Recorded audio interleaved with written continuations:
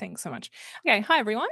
So for those that don't know me, I've been working here just over a year. I'm from the School of Psychology, and I'm going to be talking about some changes that I made to this unit to try and increase feedback literacy in our feedback practices. So telling you things that you already know, for first year students, the transition from high school to tertiary education is a really, really big thing. And I think there's an increasing amount of focus from universities about how important that is and how we can make lots of changes at the curricular level to try and support students. And one of those things is to try and increase students' self-regulated learning skills, their ability to take an independent approach, an active approach to their learning, and to be really active drivers of their learning behaviours. And that's something that's quite different in the university environment compared to school. In psychology, we don't teach psychology at high school as a kind of core curriculum, unlike other science disciplines. So we teach first year psychology not assuming any content knowledge from students, but we do assume they have skills, particularly research skills and science-related skills, including academic writing. And again, telling you something that you already know, feedback is really, really important in education, right? Feedback is one of the main ways that students develop these skills, that they learn, they get information about what they've mastered, what they haven't mastered, and they also can try and help to develop these skills in a scaffolded way over time. And feedback traditionally has been thought of very passively, where we as educators give information to students and that is the feedback that they get. But a better and a more modern way of thinking about feedback is this relational, thank you Pauline, this kind of relational process that we engage in with students where they are active participants in seeking out and engaging with feedback. And feedback literacy is this idea that students need to develop the skills and the competences in order to engage feedback, in order to take on board feedback and learn from feedback, not just be passive recipients of things that we tell them. So the changes that I made to the unit this year were really trying to develop this. So Psych 1001 is a big first semester introductory psychology unit. I was a new coordinator of the unit this year. We were lucky to have one of these big increases in student enrolment. So we had over 1,400 students at the start of semester. And in this unit, we have introduction to different psychology content as well as research skills, including report writing. And teaching these things at first year is really important for second year and third year psychology units. So it's really important that we do a good job of this in first year. There are a bunch of different things I changed in this unit because I'm one of these people that just likes to change a whole lot of things at once and see how it goes. The main focus today is on the guided research report, but I'm going to be touching on aspects of the other assessment change I did, the Foundations of Learning log, only as it's relevant to the research report. Okay, so what I did late last year was to engage the students as partners team in the university, and we ran some student focus groups to get student feedback on their experiences of the unit. And one of the things that came through really strongly was that students struggled with the research report. So research report has traditionally always been in the major assessment in this unit, and students really highlighted the fact that they don't necessarily struggle with the knowledge in Psych 1001, they struggle with the skills and particularly with the research report.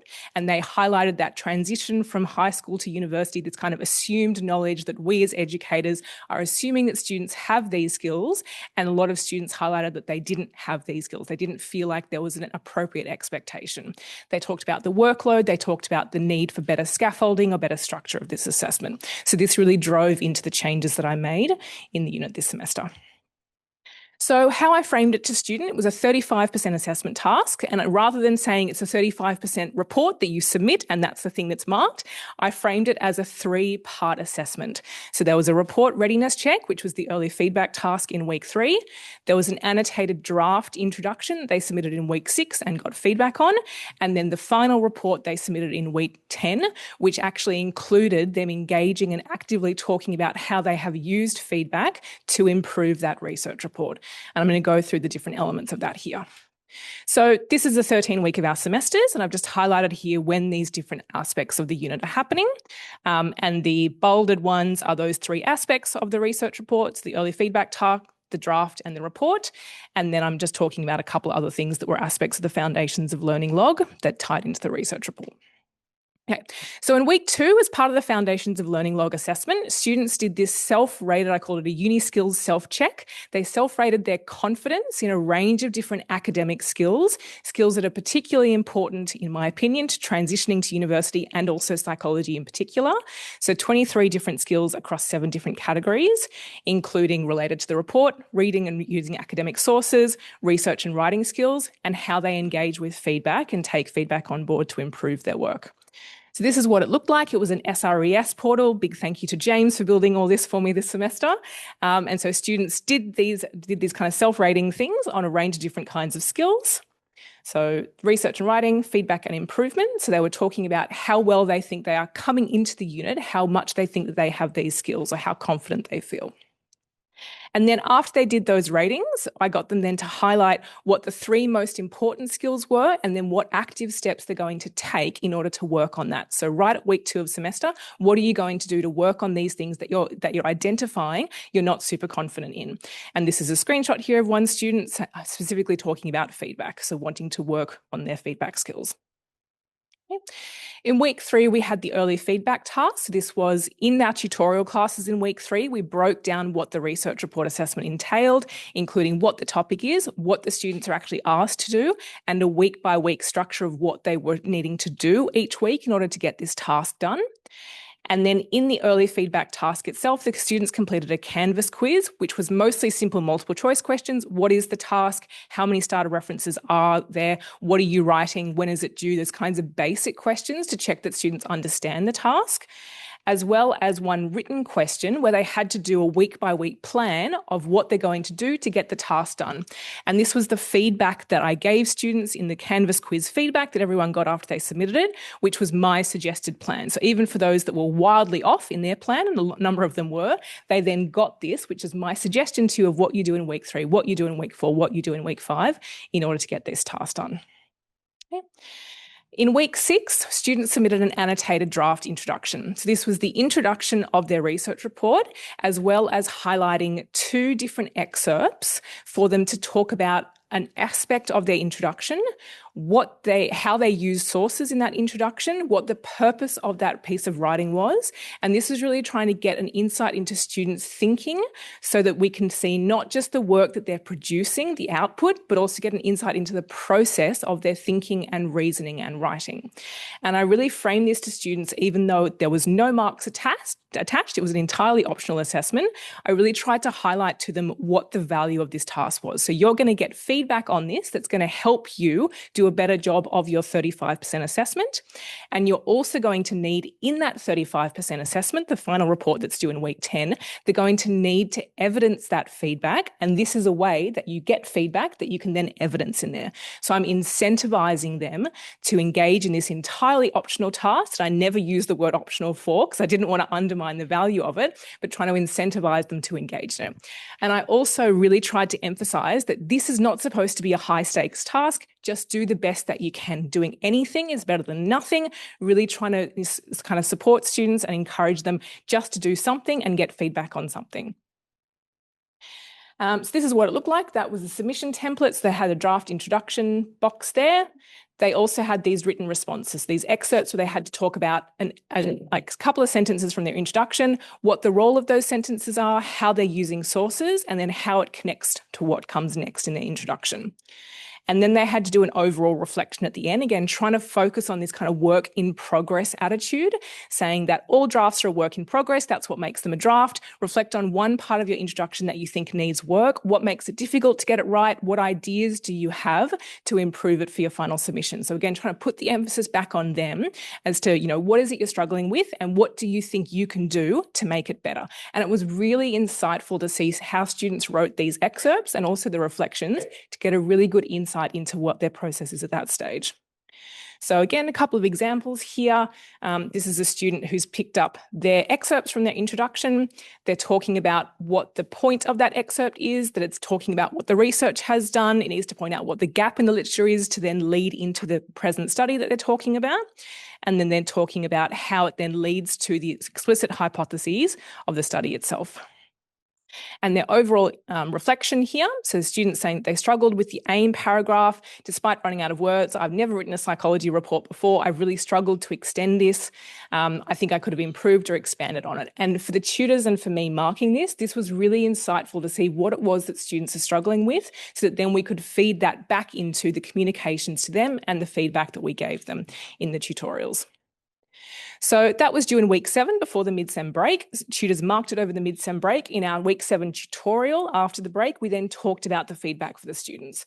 So students got individual feedback on their work. They also got time in class to check in with their tutor to clarify any of the feedback. If there were comments they didn't understand and they needed a bit of a chat about, they had that opportunity in week 7. We also talked through cohort level feedback, so common suggestions, common things to work on. And students also completed this mid-semester uni skills self-check to kind of do a mid-semester check-in of how do you think you're going with your university-related skills, including feedback and including research skills. In week 10, which then turned into week 11 because of the Canvas outage, students submitted the actual assessment task. This was the thing that was worth 35%. So in this thing, there were 2 parts. There was the research report, the boring part, the actual report that they wrote, and then students had to do a 400-word feedback reflection. So they had to have 2 examples of feedback that they had received, ideally from their tutor on their draft introduction, but they could also use the cognitive feedback agent that we'd built that James is going to talk about later on today. They could also use that cohort level feedback. They could use individual feedback that they themselves have identified from reading over their own works. They could do that themselves.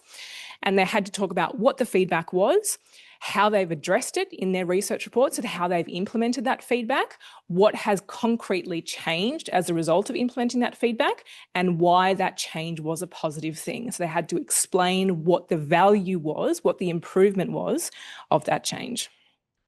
And that was built into the marking rubric. So this was the 35% assessment. 10 out of the 35 marks were given to the feedback reflection. So again, really trying to incentivize and reward students for engaging in this feedback aspect.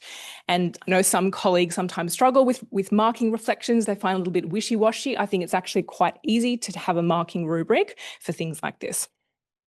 Okay.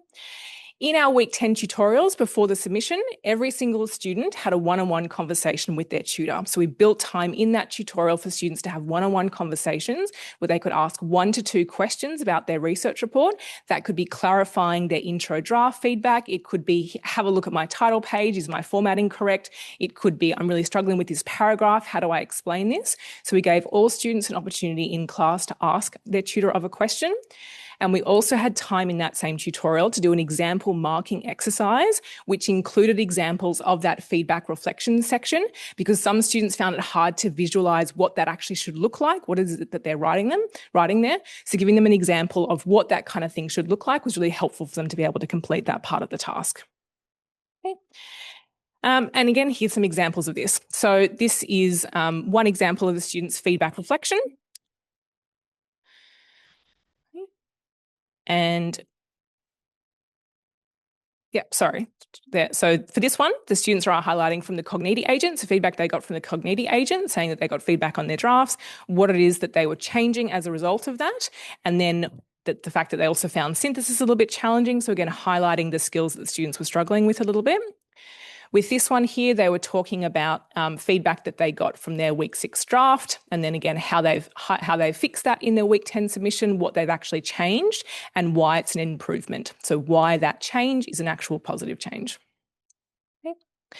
And then at the end of semester, so students again repeated this uni skills self-check exercise, and we also gave them the opportunity, again thanks to James and SRES, we gave them the opportunity to look at all of their weekly skills that they'd rated throughout the semester and to write an end of semester reflection. So looking back on the journey that you've had throughout the semester, the process, how is it that you feel that you've gone? Is there anything that you want to continue working on?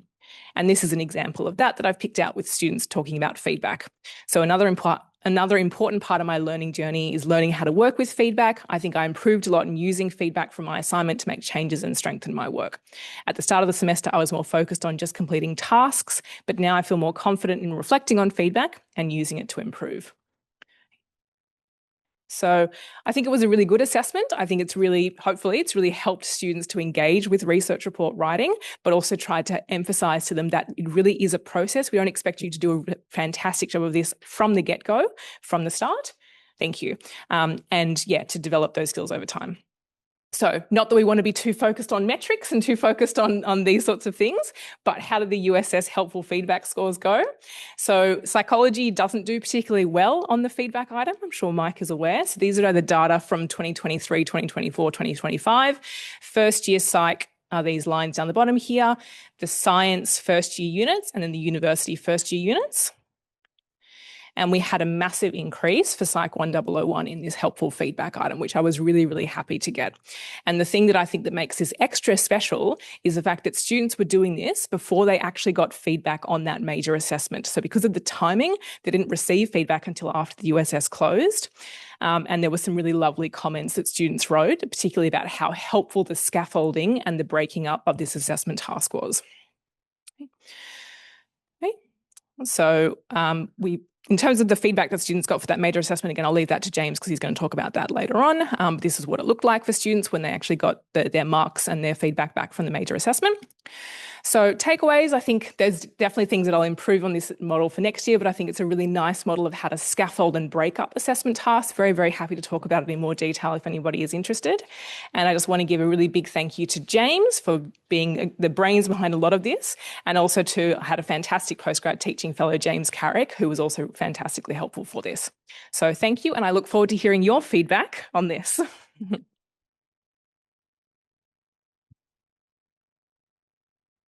All right. Do we have one question for Alissa? There's a question over there. Sorry. Hang on. We're getting a microphone to you. For the people online. Benedict's running across the room. So for the tutors, I imagine you've got quite a lot with 14. Yep, 22. Yes. Do you train them on giving feedback or give them feedback on their feedback? Yeah, I do. Yeah, so it's quite a detailed process I go through in terms of double marking and giving them feedback on the comments that they're giving to students. With the annotated draft, that was a really nice way of me engaging in that before the actual marked assessment happened. So that was a really useful additional benefit to having that. So I did quite a lot of feedback for them at that point, and then also for the proper assessment, the week 10 assessment as well. Yeah. It's a big job, but it's a really important job. Yeah. It's hard to learn that too. It really is. And it's a big thing that I think there's a bit of a gap in our training of our casual staff workforce, which I know is something that Pauline's working on too. Yeah. Mm-hmm. Thank you. Mm-hmm.